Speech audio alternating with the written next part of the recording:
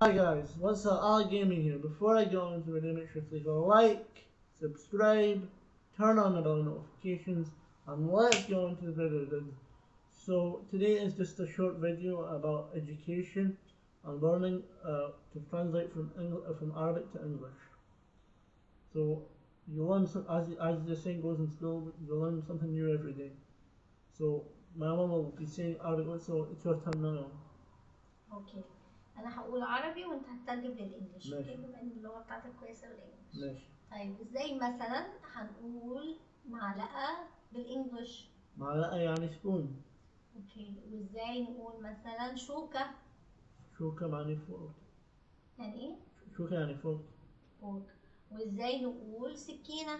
سكينة يعني نايف. طبعا الناس كلها عارفه يعني ايه شوكه ومعلقه وسكينه. سبون طيب فورك بس نايف. دول بقى كلهم قولوا لي بنسميهم ايه؟ Cutlery. cutlery. دي الكلمه الجديده اسمها ايه؟ And the new word is cutlery. cutlery. So if you enjoyed the video, make sure to leave a like, subscribe, turn on the bell notifications. I'll see you all in the next video. Peace.